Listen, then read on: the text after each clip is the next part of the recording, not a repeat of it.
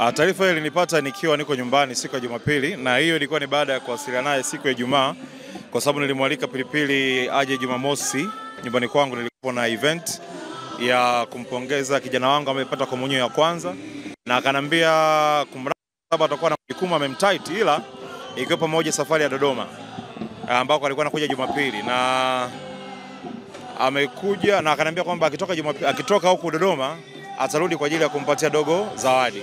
So taarifa zilinikuta kesho yake sasa baada ya shughuli, wakati namtegemea Pilipili aje na zawadi, lakini napata taarifa kwamba Pilipili amefariki. Kwa hiyo iliniuma sana na ilinigusa sana kwa namna ya kipekee, kutokana na ukaribu wetu ambavyo umekuwa kama hivyo ambavyo umesema, na hicho ambacho nilikifanya ilikuwa ni katika kumfanya Pilipili arudi kwenye ubora wake ambao alikuwa nao hapo awali, na nashukuru Mungu Pilipili alikuwa anarudi kwenye ubora wake. Pilipili alikuwa anarudi kwenye ule, unajua, ukali wake, unajua na alikopo yuko okay, alikuwa yuko fiti kabisa. Mimi nakumbuka nilipopigiwa simu, kuna mtu mwingine alifikiria akasema kwamba ni mambo ya depression. Mimi nikasema hapana, Pilipili alikuwa hana depression, Pilipili alikuwa hana msongo wote wa mawazo kwa kipindi hicho, kwa sababu nilikuwa naamini Pilipili alikopo yuko okay.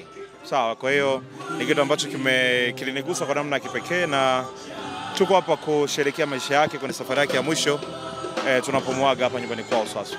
Lipi ambalo unaweza kuambia mastaa hasa ambapo unaona kwa Mandojo ilikuwa hivi, unaona tena imekuja kwa Pilipili hivi, inaleta taswira gani hasa kwenu kama mastaa, watu wanafahamika kwenye jamii? Ukiona ndugu mwenzenu amepata majanga kama haya, inakufunza, unapata funzo gani? Mimi nafikiri sio kwa mastaa tu, ni funzo kwa kila mtu ambaye kwa sababu inaweza kumtokea ambaye ni star na ambaye sio star, unajua na ni majanga ambayo hakuna mtu ambaye anakopa anayeombea, yanatokea.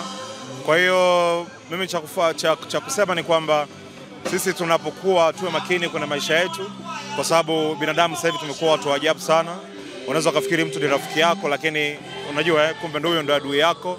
Na wakati mwingine unaweza kawa unafikiri kila mtu anakupenda, lakini sio kila mtu anakupenda. Hiyo ndio message ambayo unaweza nikaipeleka. Kwa hiyo tunavyoishi kwenye maisha yetu, whether uwe star ama usiwe star, basi jua kabisa kwamba yani wewe upo katikati. Kwa hiyo usijiachie hivyo kwenye maisha yako unavyoishi. Kwa hiyo lazima uwe ni mtu wa kubalance, uwe makini sana. Kuna muda umezungumzia mtoto wako alikuwa anaelekea kwenye sherehe na MC Pilipili alikuwa anakuja kumpatia zawadi, na mapokeo ya kijana wako ambaye alikuwa anakuja kupatiwa zawadi yamekuaje baada ya kusikia kwamba yule alikuwa anakuja kupatiwa zawadi amepoteza maisha? Hapana, sio kwamba ni sababu ni kijana mdogo, he is just 10 years old. Kwa hiyo shughuli ambayo nilialika watu wengine, ndugu jamaa na marafiki. Kwa Pilipili alikuwa ni mmoja wa invitees, nilimwalika. Siku za mwisho labda Pilipili, kutokana na hii taarifa iliyotoka kwamba alijeruhiwa hadi kuuawa, aliwahi kuambia labda ana maadui wote au aliwahi kushuhudia akiwa na maadui labda? Kiukweli mimi kwanza nilishushwa zaidi, kwa sababu unakuaje adui na Pilipili? Mimi nilisema how can you unaweza kuja na adui na Pilipili, kwa sababu Pilipili ni mtu ambaye ana urafiki na kila mtu, ni mtu ambaye ni mnyenyekevu, ni mtu ambaye ni mcheshi. Pilipili is like, yani anakutana na mtu, nakutana na wewe, nakutana na Pilipili pia nakufahamu wewe, mimi sikufahamu, lakini Pilipili anaweza kanifanya mimi na wewe tukawa marafiki. Unaelewa? Kwa alikuwa ni mtu wa connect watu.